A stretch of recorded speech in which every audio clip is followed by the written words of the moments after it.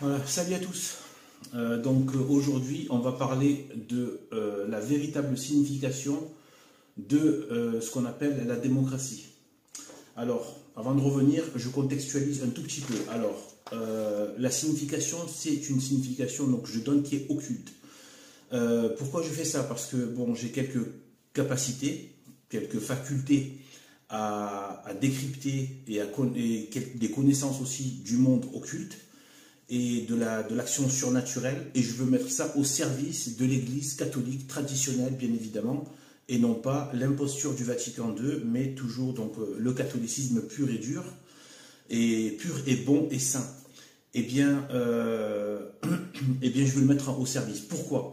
Eh bien, parce que de nos jours, tout le monde, y compris moi qui vous parle, grâce à Dieu, j'arrive à épurer ça, mais même moi qui vous parle, on a tous été infectés par le venin matérialiste et on a du mal avec les choses surnaturelles.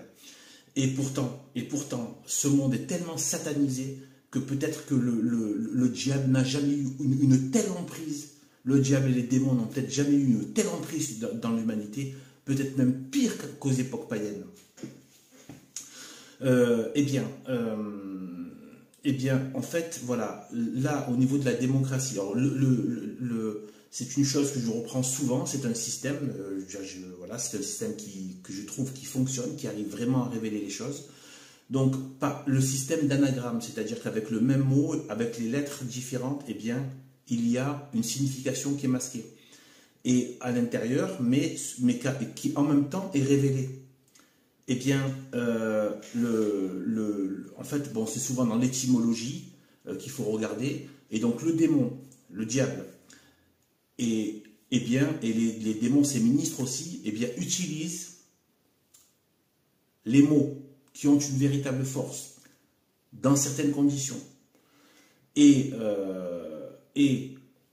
donc, ils utilisent les mots et ils utilisent de préférence, vu que ils sont le néant. Le diable et le mal, c'est la négation, c'est le néant. Eh bien, le diable va utiliser la langue biblique, hein, c'est-à-dire la parole même de Dieu. Donc, dans son œuvre de destruction du royaume de Dieu, bien sûr, dans la limite de ce que Dieu lui permet, pour nous éprouver, bien évidemment. Il va utiliser des mots en utilisant les langues bibliques pour singer Dieu et aussi par système de perversion, pour amener la perversion, parce qu'on ne peut pervertir que ce qui est saint, que ce qui est vrai, que ce qui est pur. Pervertir un mensonge, ça n'a pas de sens. Donc il faut pervertir la vérité. Et la vérité est contenue évidemment dans la Bible, entre autres, plus la tradition catholique traditionnelle. Étant donné qu'on est tous infectés par le venin, vraiment le venin du démon, qui est passé par l'école, par la pseudo-science, etc. et tout, matérialiste, ces espèces de rejetons maudits de la franc-maçonnerie et qui ont pris des blouses blanches pour nous expliquer la vie, alors que la vie, elle est parfaitement expliquée par les révélations qui ont été faites à Moïse. Donc, voilà, et ensuite toute science doit être développée, mais sous le commandement et soumise à la théologie. Voilà, c'est la seule science qu'on peut reconnaître. Toute autre science n'est qu'un crachat du démon. Donc, en fait, une vanité, un orgueil humain aussi. Et donc, alors, l'intérêt, c'est que en fait, il y a trop de gens, à cause du monde matérialiste dans lequel on est, plus le Vatican II, qui n'est plus qu'un simulacre de catholicisme, mais c'est même pas, on n'arrive même pas à prononcer le mot catholique en parlant du Vatican, c'est pour dire. Mais attention, je précise qu'on reste fidèle à l'Église apostolique romaine et au siège de Saint-Pierre, et on n'est pas des schismatiques. On considère que le siège est vacant, donc qu'il n'y a personne sur le siège, mais le problème c'est qu'ils ont tellement corrompu les prélats et donc les ministres de l'Église qu'on ne peut même plus réélire un pape. Donc on est dans une situation difficile. Mais bon, il y a la thèse de Guérard des Lauriers qui est là et qui permet de vraiment voir que voilà, la promesse de Dieu, de l'Église jusqu'à la fin du monde est toujours tenue jusqu'à aujourd'hui. Donc il n'y a pas de souci à se faire. La parole de Dieu est véritable, elle est absolue. Donc on aura toujours une église, même fût-elle réduite à presque rien, mais elle sera toujours là et magnifique. Mais dans sa manifestation extérieure, visible, comment dire, institutionnalisée, eh bien, c'est un cadavre aujourd'hui. Aujourd'hui, c'est un cadavre. Parce que Dieu ne peut pas habiter avec l'idolâtrie, avec les autres cultes, l'œcuménisme. Il ne peut pas cohabiter. La vérité, dès qu'on y met du mensonge, ce n'est plus la vérité. Nous avons la vérité absolue. Voilà, et il ne faut pas écouter évidemment toutes les ordures qui sortent des gueules gauchistes et qui sont dans le relativisme, il n'y a pas de vérité, chacun sa vérité, tout ça c'est coup de boule. Tu envoies un coup de boule, tu ne discutes pas avec ça. C'est trop de la crasse, c'est trop de l'insulte à notre intelligence et à notre destination que Dieu nous veut, c'est-à-dire à embrasser la vérité qui est une vérité d'amour évidemment, et de beauté, et de magnificence, et de joie, et de bonheur éternel. Eh bien, donc, la démocratie, c'est un terme qui a tellement... Ah oui, pardon. Pourquoi le diable utiliserait ça? Parce qu'en fait, il fait répéter des mots, même sous forme d'anagramme. Il les fait répéter afin de leur donner une réalité surnaturelle. Pour ça, il faut qu'ils soient dit, reconnu et répété. Combien de fois a été écrit, dit et répété le mot démocratie? Un nombre incroyable de fois. D'accord? Et pourtant, on se pose même plus la question que ça aurait pu être autre chose. Ils auraient très bien pu prendre justement, puisqu'ils s'étaient calés sur le côté aussi romain, c'est beaucoup basé sur le droit romain, cette république satanique. Eh bien, le droit romain, ils auraient très bien pu prendre par exemple populum ou populo, hein, populocratie. Voilà, le mot populisme, ça vient de là, le côté le peuple. Et donc, ils auraient très bien pu prendre populum, ou voilà, un mot latin, ou quelque chose qui n'est pas forcément démocratie. Donc ça aussi, c'est parce que, voilà, à force de me désintoxiquer, si vous voulez, de la propagande, etc., j'arrive à me défaire de certaines choses que je ne prends plus pour des évidences, en fait. Et donc, je vous invite à faire pareil. Donc, ce n'était pas une fatalité que ça s'appelle démocratie, hein. Donc là, on va voir comment le démon a fait résonner son empire démoniaque, hein, sa cité du diable qu'il veut créer, qui s'appelle la République démocratique, maintenant qu'il veut rendre à échelle mondiale, mondialisée. Donc c'est en fait le projet du démon, c'est la France, empire pour le monde entier. Voilà. Malheureusement, c'est la France, parce que c'était le centre le plus puissant, le plus fort du catholicisme dans le monde. Bien plus que l'Italie. Parce qu'il y avait ici à la fois la puissance sacerdotale et la puissance royale et militaire. Donc que Dieu donne toujours une armée très forte et aussi un affaiblissement des ennemis de Dieu, tant qu'on est fidèle à lui. La France a été infidèle, ben maintenant elle se retrouve avec tous ses ennemis en train de comment dire, de pourrir dans sa crasse, en fait, dans sa crasse démoniaque. Malheureusement, je saigne de la bouche en le disant, je suis désolé, hein. Mais c'est comme ça. Donc en fait, voilà, donc en fait le mot démocratie. Donc ils nous disent, hein, que ça vient du grec démos, kratos. Alors, tout à l'heure j'ai dit que le démon utilise les langues bibliques, donc hébreu, latin et grec. Donc démos, kratos. Donc on va plutôt parler plutôt donc de démos, hein. Et donc là, par rapport à démos, ce à quoi ça fait référence. Donc là, vous avez donc, je vous ai fait l'anagramme que j'ai trouvé, c'est-à-dire qu'en fait c'est Sodome. En fait c'est Sodome. Donc il faut voir qu'en hébreu, donc langue biblique hébreu, on dit Sedom. Sedom. Là je vous dis avec la prononciation phonétique comme ça. Sedom. Sedom. D'accord? C'est comme ça que disent les Hébreux. Sedom. Ils ne disaient pas Sodome. D'accord? Parce que c'était, voilà, ils ne parlaient pas français, c'était pas francisé. Donc, Sedom, ils appelaient ça comme ça, cette ville de Sodome. Et donc, avec ses abominations. Et donc, le C, en fait, même s'il est retranscrit avec un C, mais il se prononce S. Donc, c'est Sedom. Et là, j'ai quasiment pas besoin de vous le dire. vous voyez très bien que c'est l'anagramme de démos. D'accord? Donc nous sommes dans, en fait, en vérité, donc dans, en fait, nous sommes dans ça, nous sommes dans Sodomcratie. Voilà, Sodomcratie. Et maintenant, on comprend pourquoi la démocratie, donc Sodomcratie, a été, depuis ses débuts, eh bien, qui sont finalement... il y a eu un siècle pour que tout ça se mette en œuvre, hein, avec tout le Second Empire, etc. et tout. Les républiques foireuses, il restait encore un peu de noblesse éclatée à droite à gauche, etc. Mais après, c'est à partir surtout de la Ve République, hein, d'après la Deuxième Guerre mondiale, c'est-à-dire le deuxième énorme châtiment de Dieu contre la France. Premier grand châtiment, ça a été la Première Guerre mondiale. Donc, séparation de l'Église et de l'État 1905. Je pense que ça a été, à mon avis, ça a été le moment de la grande fracture avec le Christ. C'est-à-dire que même avant, c'était déjà catastrophique, c'était déjà maudit. Hein. La France était déjà maudite. Hein.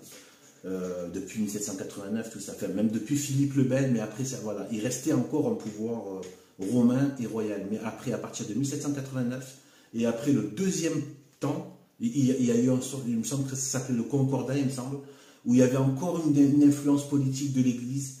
Puis une fois que 1905, ça a été la désertion totale, plus de roi et plus même d'expression publique, politique du catholicisme.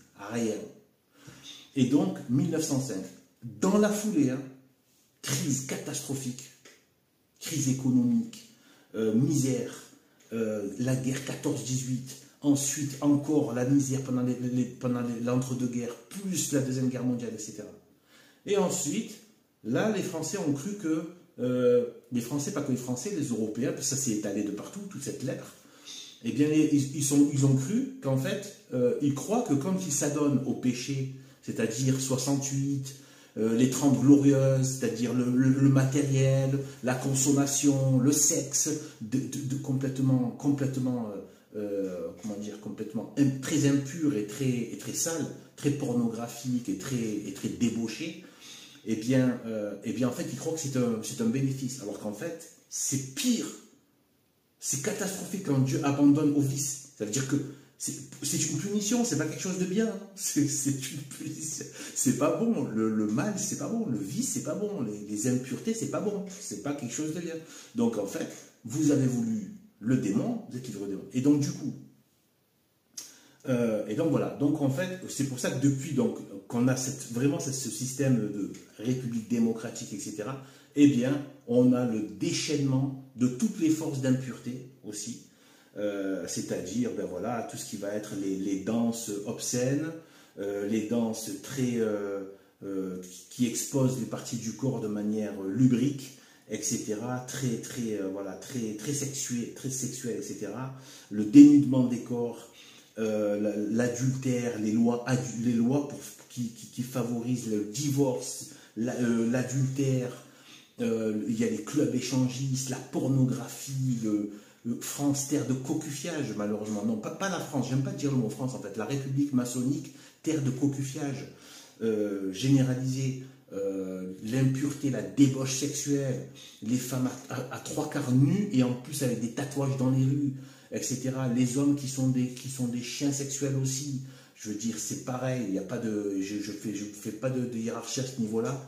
C'est, voilà, parce que voilà, c'est trop facile de dire que les femmes, c'est pareil. Et donc, c'est même pire au niveau des hommes. Attention, le péché d'Adam était pire que celui de Ève, malgré les apparences. Ça, c'est pas le sujet de la vidéo. Et donc, en fait, donc voilà comment le diable arrive à travailler, comment il a suscité par inspiration successive le mot démos pour dire le gouvernement de Sodome. Mais aussi dans ce mot Sodome, on peut aussi voir le démon. Le démon, là je ne l'ai pas écrit, mais en fait c'est Shedim, Shedim. Shedim, ça veut dire les démons. Shedim. Voilà. Shedim. Le che se transcrit souvent en français par S, comme Satan. C'est en fait en hébreu, c'est Shatan. Shatan. Et donc, on le transcrit par le S, sans le che. On ne dit pas che, mais S. Eh bien, Sedim. Et aussi, Eshedom, Eshedim. Je crois qu'il y a une question de pluriel. Il me semble que, voilà, je ne maîtrise pas l'hébreu, ça. Mais voilà, il y a une question. Donc, on peut dire aussi Sedim. On a l'anagramme et Shedom. Ça veut dire démon ou des démons. Eh bien, c'est pareil. Nous avons démocratie ou sodomcratie. Voilà, gouvernement de Sodome et gouvernement du démon. D'accord? Voilà ce genre de choses. Donc ceux qui croient qu'il n'y a pas d'action occulte et surnaturelle, vous mettez le doigt dans l'œil. Retrouvez le lien avec le surnaturel, bien évidemment, par l'humiliation devant Jésus-Christ, par la dévotion à Sainte Marie, par tous les sacrements et le bien de l'Église catholique traditionnelle, et évitez absolument tout ce qui est affilié à Vatican II, tout ce qui reconnaît Bergoglio, Jean-Paul II, etc., comme des soi-disant papes. Alors ce sont des antipapes, au bas mot ce sont des antipapes, et en fait ce sont des usurpateurs. C'était des chefs, parce qu'ils étaient matériellement chefs. Ils étaient matériellement chefs, et oui, sinon ils n'auraient pas pu faire ce qu'ils ont fait. Donc ils étaient matériellement chefs, mais ils n'avaient aucune légitimité. Voilà. Donc voilà, c'est ce que j'ai pris l'image du braquage, hein, voilà, une fois ou d'une occupation illégale d'une maison. Voilà, il y a bien quelqu'un dedans qui l'a pris de force, mais bon, en attendant, c'est pas lui le véritable occupant légitime. Et donc nous restons fidèles à Rome et donc à l'Église apostolique romaine fondée sur Saint-Pierre, sur le trône de Saint-Pierre.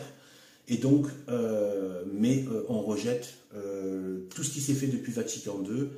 Et donc, mais l'Église existe toujours au travers des paroisses traditionnelles. Donc voilà, je fais toujours ces rappels parce qu'il y a des gens qui peuvent tomber sur ces vidéos et qui se demandent, il faut continuer à faire cette fracture. Il y a les vrais catholiques et les faux catholiques. Maintenant, il faut absolument appuyer là-dessus.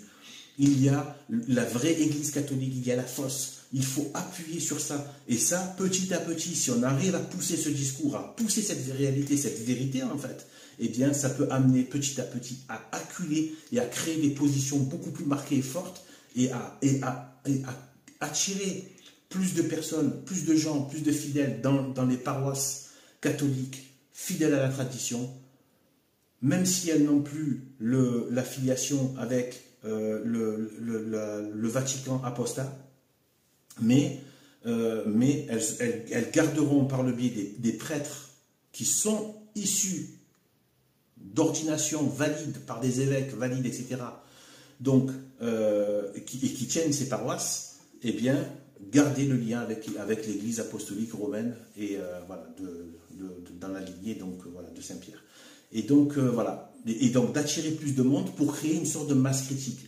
Quand je dis attirer plus de monde, ça ne veut pas dire on le sait, là, c'est pas une question de faire le grand buzz, etc. Ça appartient à Dieu, le nombre. Le nombre appartient à Dieu. C'est Dieu qui décide s'il y a du nombre ou pas. Mais par contre, attirer, quand même, le but c'est d'attirer plus de monde. La quantité, on ne sait pas laquelle, mais d'en attirer plus, afin de créer une véritable comment dire, contre-révolution. Parce que c'était une révolution. C'est 1789 dans l'Église. Je crois que c'est Monseigneur Lefebvre, si je me souviens bien, ou un autre évêque, qui l'a dit. Voilà, c'est 1789 dans l'Église. Vatican II en 1958, je crois, si je ne m'abuse. Et donc, je crois que ça a été finalisé un peu après, je crois. Début des années 60, il me semble, je ne sais pas exactement.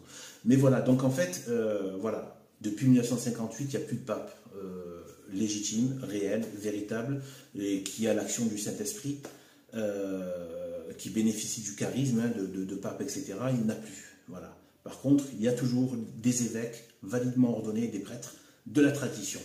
Et c'est eux qu'il faut absolument rejoindre, et afin de créer une masse critique de vrais catholiques fidèles à Rome, qui ne font pas de schisme, mais qui considèrent que le siège est vacant, mais que l'Église est toujours vivante à travers justement de ces paroisses, avec ces évêques et ces prêtres validement ordonnés. Même si c'est une Église pauvre, mais c'est une Église vraie. Voilà. Et le christianisme n'a pas peur de la pauvreté, bien au contraire. Et donc voilà, voilà pour ce mot, donc démocratie, dans quoi on vit, et la signification occulte. Donc restez branchés si vous voulez d'autres mots comme ça, c'est pour vous dire que nous sommes bien nous baignons dans un univers mental, donc spirituel, de l'être, du venin, du démon, qui agit notamment par les mots. Voilà, et l'imagination bien sûr, les médias, etc. Mais voilà, d'ailleurs, médias aussi, MEDIA, mais ce sera peut-être pour une prochaine fois. Allez, salut à tous et que Dieu nous préserve. Priez Sainte Marie, toujours. Normalement, on devrait avoir le chapelet au moins tous les jours. Et au moins une dizaine, je dis pour ceux qui n'y arrivent pas, etc., au moins une dizaine, au moins les 3 vertus théologales, au moins le début du chapelet, quelque chose, mais ne pas passer une journée sans prier, c'est pas possible. Voilà, donc voilà, que Dieu nous préserve et à bientôt. Salut.